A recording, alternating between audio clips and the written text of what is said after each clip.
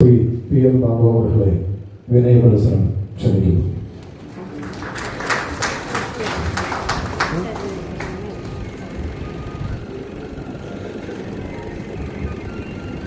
ബഹുമാനപ്പെട്ട ജില്ലാധ്യക്ഷൻ advocate K S Shaiju, നമ്മുടെ കേരളക്കരക്കാരി പ്രിയങ്കരനായ നമ്മുടെ ബഹുമാന്യനായ MP ശ്രീ സുരേഷ് ഗോപി സാർ, എഴുതിയിരിക്കുന്ന പെട്ടെന്ന് പേര് വന്നു ശ്രീ മേജർ രവി സാർ, മറ്റ് പ്രിയപ്പെട്ട എൻ്റെ വേദിയിരിക്കുന്ന എൻ്റെ സുഹൃത്തുക്കളെ, സംസാരിക്കുന്ന പ്രിയപ്പെട്ടവരെ, പ്രിയപ്പെട്ട പത്രപ്രവർത്തകരെ, ഇത് ഈ തെരഞ്ഞെടുപ്പിന്റെ ഏതാണ്ട് ഒരു 4 ഘട്ടത്തിലും നമ്മുടെ പ്രിയങ്കരനായ സുരേഷ് ഗോപി സാർ ഈ തൃപ്പൂണിത്തുറയിൽ വന്നിരുന്നു. ഈ തൃപ്പൂണിത്തുറയിൽ ഓരോ തവണ വരുമ്പോഴും അദ്ദേഹം പ്രകടിപ്പിച്ച ഒരു കരുത്ത്, ആ കരുത്ത് നമുക്ക് ലഭിക്കുകയും ആ ആത്മവിശ്വാസം ഉൾക്കൊണ്ടുകൊണ്ട് തൃപ്പൂണിത്തുറയിലെ മുഴുവൻ പ്രവർത്തകർ ആ കരുത്തിനെ ഏറ്റെടുക്കുകയും ആ കരുത്ത് തിരഞ്ഞെടുപ്പ് ദിവസവും തിരഞ്ഞെടുപ്പിന്റെ റിസൾട്ടിൽ നിന്നും നമുക്ക് പ്രകടിപ്പിക്കാനായിട്ട് സാധിച്ചു.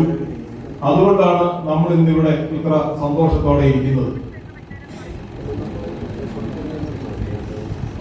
ഇതിനു മുൻപ് പ്രസംഗിച്ച ശ്രീ ഷൈജു പറഞ്ഞ ഒരു കാര്യം, ഒരു കാരണവശാലും ഈ ഭരണത്തെ അട്ടിമറിക്കാനായിട്ട് സാധിക്കില്ല എന്നുള്ളതാണ്. ഞാനത് വീണ്ടും അടിയുറയിട്ട് പറയുന്നു. നമ്മൾ ഏറ്റെടുത്തിരിക്കുന്ന ഈ ദൗത്യം എന്ന് പറയുന്നത്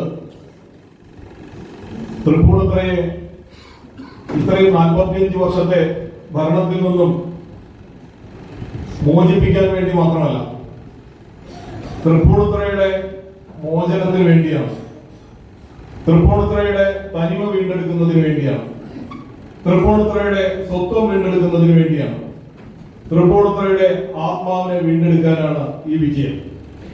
അത് ഒരു ഈശ്വരീയ ദൗത്യമാണെന്ന് ഞാൻ കരുതുന്നു. ആ ദൗത്യം ഉൾക്കൊണ്ടുകൊണ്ടാണ് ഇവിടുത്തെ ജനങ്ങൾ തെരഞ്ഞെടുത്തിരിക്കുന്നത് BJPയെ. അതുകൊണ്ട് തന്നെ ഒരു കാരണവശാലും എത്ര വലിയ ശക്തികൾ പരിശ്രമിച്ചാലും BJPയെ അട്ടിമറിക്കാനായിട്ട് സാധിക്കില്ല.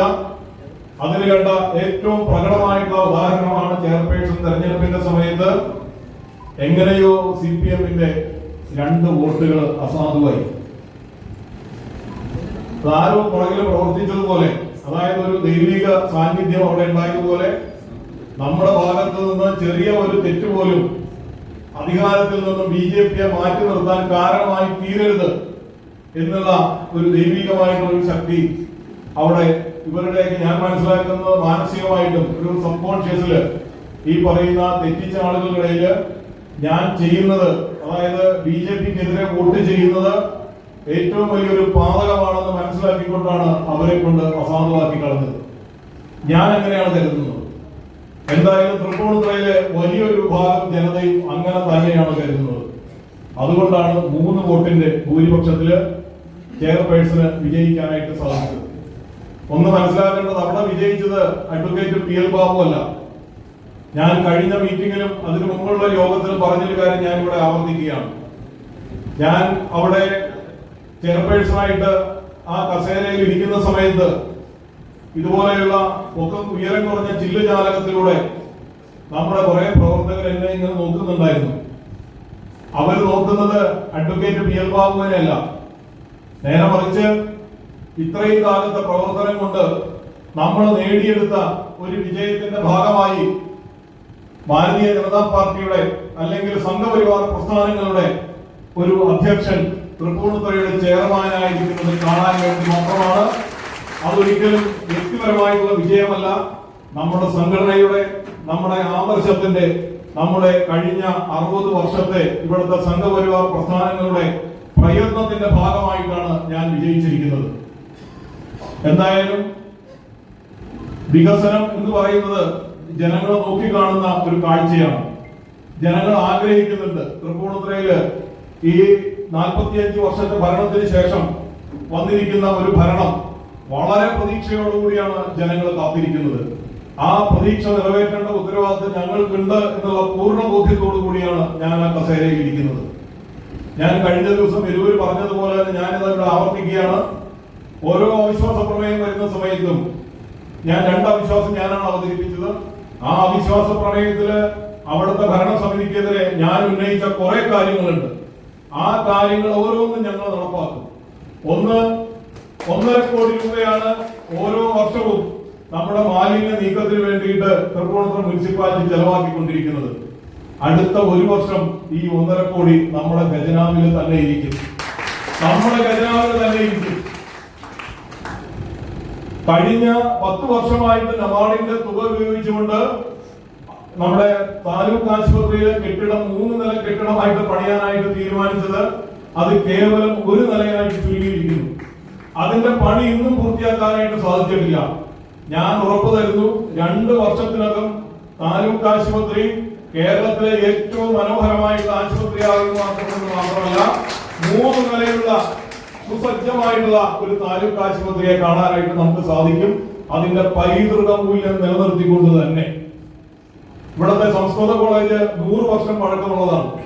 പക്ഷെ നമ്മൾക്ക് എത്ര പേർക്ക് അതിന്റെ പഴക്കം അറിയില്ല ഉണ്ടെന്ന് എനിക്ക് അറിയില്ല. വലിയ വലിയ പണ്ഡിതന്മാർ പഠിച്ചിരുന്ന സ്ഥലമാണ് സംസ്കൃത കോളേജ്. അതിന്റെ പ്രാധാന്യം കേരളത്തിൽ മുഴുവനും ഉയർന്നു വരേണ്ടതുണ്ട്. സംസ്കൃത കോളേജിൽ സംസ്കൃതോത്സവം നടക്കേണ്ടതുണ്ട്. ഇങ്ങനെയുള്ള പരിപാടികളോട് ആസൂത്രണം ചെയ്യും. അതുപോലെ തന്നെ 2019 നമ്മുടെ അന്ധകാരത്തോട് അതിന്റെ പണി പൂർത്തിയാക്കിയിട്ട് വിനോദസഞ്ചാരത്തിന് വേണ്ടി മുനിസിപ്പാലിറ്റിയെ ഏൽപ്പിക്കുമെന്ന് പറഞ്ഞതാണ്. ഞാൻ ഉറപ്പു തരുന്നു, കേവലം 1 വർഷത്തിനുള്ളിൽ തന്നെ അന്ധകാരത്തോടിനെ വളരെ മനോഹരമാക്കി അതിന്റെ ഏറ്റവും മനോഹരമായിട്ടുള്ള ആലപ്പുഴ കഴിഞ്ഞാൽ കിഴക്കിന്റെ വെലീസ് എന്നറിയപ്പെടുന്ന ആലപ്പുഴ പോലെ മനോഹരമായിട്ടുള്ള ഒരു സ്ഥലമാക്കി അന്ധകാരത്തോടിനെ മാറ്റും. കഴിഞ്ഞ 5 വർഷമായിട്ട് കോവിഡ് ബാധിച്ചെന്ന് പറയുന്നു. കോവിഡ് തണ്ണീർക്കാൽ പാർക്കിനെ ബാധിച്ചിട്ടുണ്ട്, മനുഷ്യരെ മാത്രമല്ല. ഈ കോവിഡ് ബാധിച്ച് അവിടെ MCF തുടങ്ങാൻ ഒരു ശ്രമം നടത്തിയിരുന്നു. തണ്ണീർക്കാൽ പാർക്കിനെ ഏത് കാരണവശാലും നശിപ്പിക്കുക എന്നുള്ളത് കഴിഞ്ഞ ഭരണസമിതിയുടെ ഒരു ദൃഢനിശ്ചയമായിരുന്നു. ആ ദൃഢനിശ്ചയത്തെ തകർത്തുകൊണ്ട് 6 മാസത്തിനുള്ളിൽ എറണാകുളം ജില്ലയിലെ ഏറ്റവും മനോഹരമായിട്ടുള്ള ഒരു പാർക്കാക്കി തണ്ണീർക്കാൽ പാർക്കിനെ മാറ്റും. ഇവിടെ അമൃത പദ്ധതി പ്രകാരം നമുക്ക് 12.29 കോടി രൂപ തൃപ്പൂണിത്തുറയിൽ അനുവദിച്ചിരുന്നു. പക്ഷേ അത് കേവലം 1000 കണക്ഷൻ പോലും ഇവർ കൊടുത്തിട്ടില്ല. ഞാൻ ഉറപ്പു തരുന്നു, 2 വർഷത്തിനകം തൃപ്പൂണിത്തുറയിലെ APL BPL വ്യത്യാസമില്ലാതെ എല്ലാവരുടെ വീടുകളിലേക്കും സൗജന്യമായിട്ടുള്ള കുടിവെള്ള കണക്ഷൻ എത്തും. 1 വർഷത്തിനുള്ളിൽ തൃപ്പൂണിത്തുറയിലെ ഇന്ന് ജനാദര ബാധിച്ചിരിക്കുന്ന ട്യൂബ് ലൈറ്റുകളെല്ലാം മാറി മനോഹരമായിട്ടുള്ള LED ലൈറ്റുകൾ വരും. ഒരു സംശയം വേണ്ട കാര്യത്തില്. ഇതിനെല്ലാമുള്ള പണം തൃപ്പൂണിത്തുറ മുനിസിപ്പാലിറ്റിയിൽ തന്നെയുണ്ട്. തൃപ്പൂണിത്തുറ മുനിസിപ്പാലിറ്റിയിലെ ആസ്തി, അതായത് പ്രോപ്പർട്ടി ടാക്സ് പിടിച്ചെടുക്കുന്നതിൽ അനാസ്ഥ കാണിക്കുന്നുണ്ട്. 70% പോലും പ്രോപ്പർട്ടി ടാക്സ് പിടിച്ചെടുക്കുന്നില്ല. അത് പൂർണ്ണമായിട്ടും 95 മുതൽ 99% വരെ ടാക്സ് പിരിക്കുന്ന ഒരു ക്രമത്തില് നമ്മൾ ഉടനെ നടപ്പിൽ വരുത്തുന്നതാണ്. അതിന് തൃപ്പൂണിത്തുറയുടെ പ്രത്യേകിച്ച് ഞാൻ എല്ലാ കാലവും പറയുന്ന ഒരു കാര്യം തൃപ്പൂണിത്തുറയുടെ പൈതൃകത്തെ സംബന്ധിച്ചാണ്. തൃപ്പൂണിത്തുറ കുറെ കാലങ്ങളായിട്ട് ഞാൻ പല ആളുകളുമായിട്ട് ബന്ധപ്പെടുന്ന സമയത്ത് അവർ പറയുന്ന ഒരു കാര്യം, അവർക്ക് അത്ഭുതകരമായിട്ട് തോന്നുന്നത് തൃപ്പൂണിത്തുറ പോലെയുള്ള പ്രദേശം ലോകത്തിന്റെ പൈതൃക ഭൂപടത്തിൽ പെട്ടിട്ടില്ല എന്നുള്ളതാണ്. ഒരു സംശയവും വേണ്ട. തൃപ്പൂണിത്തുറയിലേക്ക് ടൂറിസ്റ്റുകള് പൈതൃകത്തെ ആഗ്രഹിച്ചു വരുന്നവര്, പൈതൃകത്തെ മോഹിക്കുന്നവര്, സ്നേഹിക്കുന്നവര് അവര് തൃപ്പൂണിത്തുറയിലേക്ക് സഞ്ചാരം നടത്തും. 5 വർഷത്തിനുള്ളിൽ ലോകത്തിന്റെ പൈതൃക ഭൂപടത്തില് തൃപ്പൂണിത്തുറ സ്ഥാനം വഹിക്കും. അങ്ങനെ നിരവധിയായിട്ടുള്ള പദ്ധതികൾ ഓരോന്നും ഞാനിവിടെ എടുത്തു പറയാൻ ആഗ്രഹിക്കുന്നില്ല. വളരെ ചെറിയ കുറെ കാര്യങ്ങളുണ്ട്. കഴിഞ്ഞ 1 വർഷമായിട്ട് തൃപ്പൂണിത്തുറ നമ്മുടെ കെട്ടിടത്തിലെ മുനിസിപ്പൽ കെട്ടിടത്തിൽ ലിഫ്റ്റ് പ്രവർത്തിക്കുന്നില്ല. ഈ തിങ്കളാഴ്ച കൗൺസിലർമാർ കയറി പോകുന്ന ലിഫ്റ്റ് കൂടെയായിരിക്കും. അതുപോലെ തന്നെ തൃപ്പൂണിത്തുറയിലെ വാഹനങ്ങൾ മുനിസിപ്പാലിറ്റിയുടെ വരുന്ന 5-6 വാഹനങ്ങൾ ഇന്ന് മോശമായിട്ട് കിടക്കുകയാണ്. 2 മാസത്തിനുള്ളിൽ അതെല്ലാം ശരിയാകും. അതിനുള്ള കൊട്ടേഷൻ കൊടുത്തു കഴിഞ്ഞു. അവിടുത്തെ വർക്ക്ഷോപ്പിലേക്ക് കൊണ്ടുപോകുന്ന പരിപാടികൾ അടുത്ത തിങ്കളാഴ്ച മുതൽ ആരംഭിക്കും. നമുക്ക് ശാപമോക്ഷം കാത്തു കിടക്കുന്ന നമ്മുടെ തൃപ്പൂണിത്തുറ കണ്ണൻകുളങ്ങര മാള്, ഞാൻ അങ്ങനെ പേരിട്ട് വിളിക്കുള്ളൂ, കണ്ണൻകുളങ്ങര മാള്, അല്ലെങ്കിൽ ഞാൻ കലാമണ്ഡലം കൃഷ്ണൻ നായർ മാളെന്ന് അതിനെ വിളിക്കും എന്നാണ് എനിക്ക് ആഗ്രഹം. വേറെ പേരൊക്കെ രാഷ്ട്രീയക്കാരെ പേരിടുന്നതൊക്കെ കൊള്ളാം, പക്ഷെ തൃപ്പൂണിത്തുറയുടെ തനിമ തിരിച്ചറിഞ്ഞ ഒരു പേരാണ് അവിടെ ഇടുന്നത്.